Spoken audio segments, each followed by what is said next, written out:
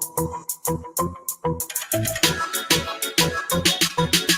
don't need Netflix, you don't need cable. Hop on YouTube, welcome to the hood table, where we chop up local and global events vocally. You don't really wanna miss out on these conversations. Just joke a little, laugh a little, get that wine in your system, fill your glass a little, expose current events, talk trash a little. You never know, these opinions might clash a little. They addicted to the content, got them binge watching. You don't like it, then you want invited. Bet your friends watching in the house and your job parking lot before you walking. They don't wanna miss a second of this HD content. Everybody think they got something to say, so it's an open invitation, bring it to the table. But if you come whack, just know we ain't buying in. We gon' probably turn your back and tell you sorry, try again, Yeah, welcome to the hood table.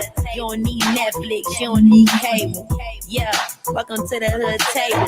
You don't need Netflix, you don't need cable.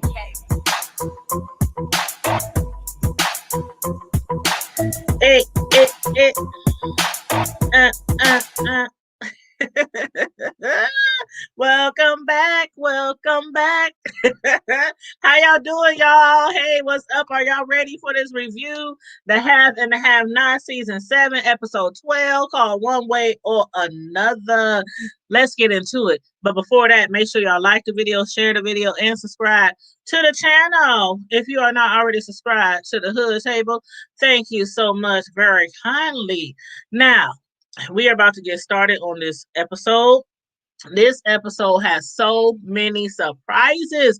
But first off, Jim Cryer's son, Jimmy, he still had that gun pointed at him. With a gun held up to him, Jim was forced to acknowledge that it's painful to know that both of his sons want him dead. Along with that, he revealed to Jimmy that when his mother worked for him as a maid, they had begun sleeping together, because Jimmy was like, how did y'all meet? How did this happen? What came before me, before I arrived? So he was telling him, I met your mother. She worked as a maid for us. We began sleeping together and we eventually fell in love. Now, whether Jim really loved Jimmy's mother, I highly doubt that. Jim doesn't care about nobody one bit. He don't care about nobody else one bit. He only cares about himself and his money and whores. Of course, he likes his whores, including Candace Young. But anyway, I also doubt that his apology was sincere. He did apologize to his son for being an evil person and not caring about nobody but himself. But you'll say anything with a gun held up on you, so I don't believe it for 1 minute that he was sincere. But to come to find out, the gun wasn't even a real, so he about to piss his little bedpan all in the hospital bed, and there was a toy all along. His son got him. But back at the precinct, Catherine Cryer, she's still up there screaming. She wants the guards to come and update her on her son, Wyatt's condition. She is desperate to find out if he is dead or alive. She really thought that she had enough clout up in there. She was like, I'm Catherine Cryer. I don't care who you are. I don't care who you are. I am Catherine Cryer, and I demand to find out what's up with my son. She ain't got no clout up in there, but Mama Rose does. Mama Rose definitely got all the juice. And Catherine didn't even realize who the older lady was who was getting all that special treatment and who had just informed her that she had slept with her husband, Jim. Once she did find out, though, Catherine pleaded with Mama Rose to have the guards check on Wyatt. But why did the Malones? Why? Man, the Malones, did they have to kill that young cop or that kid, as they kept calling him? He had no idea. That cop didn't know who Mama Rose was. He didn't know anything about no Malones. They was like, are you new here? No. And they still couldn't fathom that he has no idea who he arrested for drinking and driving. But Wyatt did survive. He survived after all and got a visit in the infirmary from his half-brother, Jimmy. Now, how the heck did Jimmy get into the infirmary to see Wyatt in the first place? I got questions. Is he a lawyer now? Like, did all that schooling that his father, Jim, paid for, did it pay off? Who knows? But anyway, he made his way in to see Wyatt. After them tossing around insults back and forth between each other, Jimmy mentioned how he's glad that Jim didn't raise him, because Jimmy, Most definitely. Probably would have ended up just like Wyatt, either strung out, dead, or in prison. Because Wyatt is strung out. He almost killed himself. And he's in jail for like how many this is what first, second, third child. Anyway, he's glad Jim didn't raise him. Meanwhile, Jeffrey and Madison, last episode, they had just arrived at David's house and they made their way up to Jeffrey's bedroom. They had just finished going round and around and around in Jeffrey's bed. Oh, Jeffrey appears to be all in love, head over heels for Madison. But Jeffrey also seems to be getting on Madison's nerves every time he brought up his mother Veronica's name. Like, why did he keep asking his man, can they go over to Veronica's house and turn that bitch out? Like, he wants to go over there and make out, make love, do whatever it is that they do at his mama house, knowing how Veronica feels about gay people. Child, I don't know. Jeffrey done fell and bumped his head.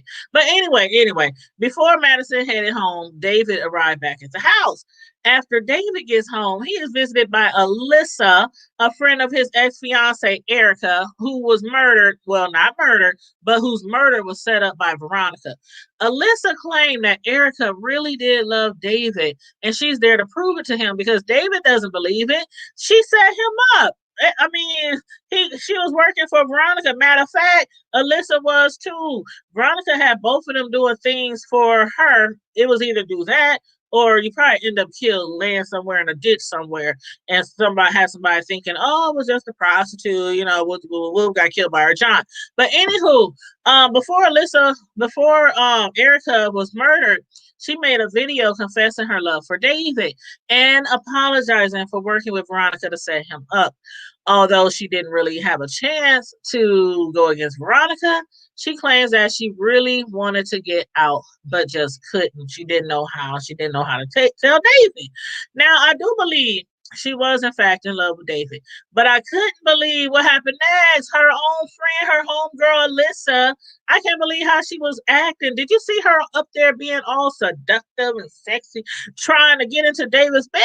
I'm like, dude, you just came over there to tell him how much his ex was in love with him, and then you trying to get in bed with him like 5 seconds later. She was like, but that's what happens. That's what happens, y'all. When y'all tell y'all friends how good your partner is in bed. That's what she said. She said, well, she told me how good you are in bed, and I want to experience that. Child, that Alyssa was not playing. She was out there twirling all around in that fountain. Then when Madison came outside, he was like, hold up, David, there's a woman out there in your water fountain. He was like, security will handle it. Security will handle it. That girl was out there in her bra and panties. She had took off all her clothes, was in her bra and panties, and swinging and twirling all around in that water fountain like she was up on a stripper stage. Child. Again, she was not playing. But Madison, when he said, what, bitch, what? I was like on the floor.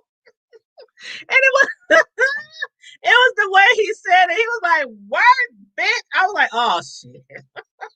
Madison, take your butt home. But now one of the biggest surprises of the episode was finding out that Derek is in cahoots with Veronica's new maid, Laura. Now, remember last episode? I mean, not last episode, but like 3 or 4 episodes ago at the beginning of part of season 7, when Laura had came to her, through that program to get a job to be a maid. And I was like, why is this girl letting Veronica talk down to her and belittle her and disrespect her? Now it all makes sense. She had to do everything possible for Veronica to choose her to be her maid. So that explains why she allowed her to call her all those disrespectful names. But come to find out, Derek is also involved. The plan is to rob Veronica blind, take all her possessions to get back at her for the way she treated Derek and for the way she treats a whole lot of people like in that town. But anyway, knowing Veronica all too well, Derek warns Laura and her boyfriend to be extra careful because Veronica might have an agenda as well for giving Laura all those nice threads that she gave her. I don't know, y'all. I don't know. But as far as the two white guys at the restaurant, they are still planning to swindle Catherine out of all her money while she is locked up. Marty found out that Catherine's estate is actually in the hands of Anna. Hannah. It's in the hands of Hannah. Did I say Hannah? Who is Hannah? Okay, anyway, Hannah has power of attorney over Catherine's assets. So next up is a meeting with Hannah to ask her some questions regarding Catherine and her pocketbook. And speaking of pocketbook, I'm anxious to find out what's going to take place at this meeting because the men have already moved Catherine's money to another account. They didn't got ahead of themselves. They didn't realize, they didn't see it coming that Catherine's money is not even in her own possession. That's the only person who actually has access and power and control over her money is Hannah. And they had already moved the money. Let me know what y'all think gonna happen. But anyway, they also came up with this bright idea. They was like, as a matter of fact, if we get caught, we can just suggest that Hannah stole the money. They are suggesting to put the blame on the missing money on Hannah, the maid. Well, she's actually not even the maid anymore. She used to be the maid, but now she's like in charge of the maids or over the maids or supervisor. I don't know what you call it. I don't know what you type. The help. She's over the help. So after being dragged out of the bar at her daughter Candace's request, will Hannah find herself in a more stickier situation? Y'all let me know what y'all think. But back at Veronica's, her boy toy is more than disappointing to her. Man, the way she was doing that poor man. Ooh. She told that man to get the heck up off of her, Mr. Roke, with his itsy bitsy teeny weeny peeny. She was dogging that man out, dragging him. She said, I know women with bigger penises than that. Miss Veronica, man, she was being more than cruel. She was vicious with the insults, man, the blows that she was throwing at that young man. But anyway, I'm surprised no man has killed her yet. Now, again, her husband, Jeffrey, her husband, David, he did try to drown her. But being an expert swimmer, she survived. But after the man left, Veronica got a call from Benny. Benny needs to know the address of Derek, the guy that she, used to represent, which is the same man that Hannah was dating. Veronica has no intentions of giving up that address. She only has desires of Benny coming over to finish what the other man couldn't. So, will Benny pay the man a visit and get revenge for his mother? Y'all let me know what y'all think. Now, another surprise this episode was finding out that Oliver is not so innocent as we may have previously thought. Last episode, when I saw him, remember when he was like doing this after, he finished a conversation in the office. He was like doing this, and I was like, is he on drugs? Is he snorting? I'm like, no, I don't know. But he is on drugs. And he threatened that man in the car that if he don't give him even more drugs, he's going to make sure he's removed from the country. Oliver is also working against Charles, the president-elect, with his own father. From what Oliver is saying, his father will also run for presidency. So he needs to know what else the man have found out about Candace, which appears for now to be nothing. But that man better come up with something fast if he knows what's good for him, if he loves living in the good old US of A. So questions for y'all. Will Catherine and Mama Rose duke it out in jail? Because in the next episodes, we see how after telling Catherine that she is pissing her off, Catherine responded with, well, you old gray hair bitch, bring it. So I don't know if they're going to fight or what's going to happen because they appear to be in two different cells. But again, Mama Rose got all the juice. So if I'm sure she wanted, she could have the guards open them jail cells and let them fight each other. Because remember that one guard did tell her, he said, "You ain't gotta stay in here, Mama Rose. I can let you out." She said, "No, no, I'm gonna stay in here. I'm gonna stay in here because I'm waiting on my boys to come send a message to that little kid who had me arrested. He don't know who the Malones is now, but he about to find out." So anyway, also David, he eventually allowed Alyssa into his home. Will they sleep together? Hmm. And will those two white guys really set up Hannah to make it look like she stole Catherine's money? And my last question, will Benny find out Derek's address and pay the man a visit to get revenge for his mother? Y'all let me know. Y'all let me know. Put your comments in the chat. Let me know what you thought about the episode. Make sure you stay tuned for the episode 13 review from me. And also make sure you tune in tonight at 9 o'clock p.m. Central Standard Time for our Friday Night Live show. It is a No Topics Off Limits show. It happens every Friday night at 9 p.m.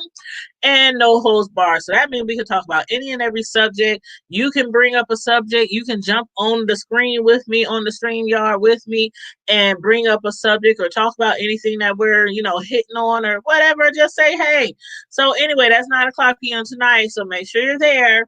And in the meantime and in between time, like the video, share the video, subscribe to the channel if you're not already subscribed, and stay safe, be blessed, and I'm out. Deuces.